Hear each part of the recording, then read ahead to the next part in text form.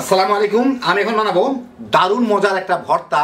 এটা হচ্ছে কাঁঠালের বিচি চিংড়ি মাছ দিয়ে, অসাধারণ স্বাদ। যারা ভর্তা পছন্দ করেন কিংবা কাঁঠালের বিচি চিংড়ি মাছ এগুলো পছন্দ করেন, একবার বানায় দেখতে পারেন, মুখে লেগে থাকার মতো স্বাদ। তো আসেন দেখি শুরু করা যাক। আমি এখানে কিছু চিংড়ি শুটকি নিচ্ছি, একটু বড় বড় সাইজের। এগুলাকে আমি ডুবা পানিতে প্রায় 2-3 বার ধুয়ে নিতে হবে। এর মধ্যে কিন্তু প্রচুর পরিমাণ বালু থাকে, যাতে বালুগুলা না থাকে। ভালো মতো ধুয়ে নিতে হবে, কিন্তু একটু ডুবা পানিতে ধুতে হবে, বালুগুলা যাতে নিচে পড়ে যায়।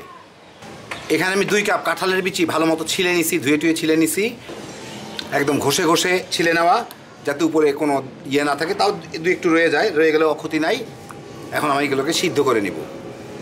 আমি এখানে 1 কাপের মতো পেঁয়াজ চিকন চিকন ফালি করে নিয়েছি। এইগুলাকে আমি সরিষার তেলে ভেজে বেরেস্তা করে নেব। আমি একটু হাই হিটে ভাজবো, কারণ এটা আমার বেটে নিতে হবে। অতএব আমার বেশি দিন মজা থাকবে, এরকম করার দরকার নেই। আমার বাদামি করে ভেজে নিতে দিতে। তো আমার পেঁয়াজটা বাদামি করে ভাজা হয়ে গেছে। আমি চুলাটা বন্ধ করে দেই, এটা আরেকটু বাদামি হইতে থাকবে। এখন আমি পেঁয়াজটাকে তেলটা চিপে উঠায় নিব। পেঁয়াজের মধ্যে, বেরেস্তার মধ্যে কিন্তু প্রচুর তেল থাকে। আপনারা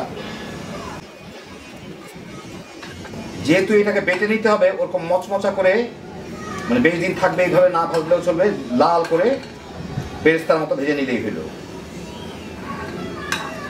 এখন ওই একই ফ্রাই প্যানে নিচে খালি আধা চামচের মতো সরিষার তেল লেগে আছে, বাকিটা উঠায় নিছি আমি।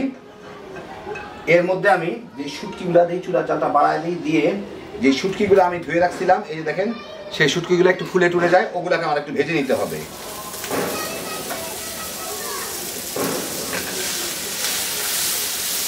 প্রায় 8-10 মিনিট ভালো মতো ভেজে এটা পানিতে দেওয়া হয়। তো পানিতে 2-3 বার ধোয়ার পরে পানি ঢুকে যায় ভিতরে। তো যখন একদম শুকনা শুকনা হয়ে যাবে, আগের মতো অবস্থায় চলে আসবে, ভেজে কোনো পানি থাকবে না, পানির কোনো শব্দও পাওয়া যাবে না। আর একদম কালার টালার বদলা গেছে, আগের মতোই চলে আসছে। ভালো মতো যখন ভাজা হয়ে যাবে, একদম মচমচে করে, আমি এটাকে উঠায় নিব। এখন এই একই ফ্রাই প্যানে আমি কয়টা শুকনা মরিচ আর 4 কোয়া রসুন ভেজে নিব, তেলে নিব। তেল কিছু দেওয়ার দরকার নেই, এমনি শুকনাটার মধ্যে হলেই হবে। রসুন আর মরিচ যার যার রুচি মতো দিয়ে দিবেন। রসুন, শুকনা মরিচ এরকম বাদামি হয়ে গেলেই, দাগ টাক লেগেছে, বেশ ভালো পোড়া পোড়া হয়ে গেছে। এখন আমি এগুলোকে উঠায় নিব। এগুলা একসাথে নিয়ে আমার বেটে নিতে হবে।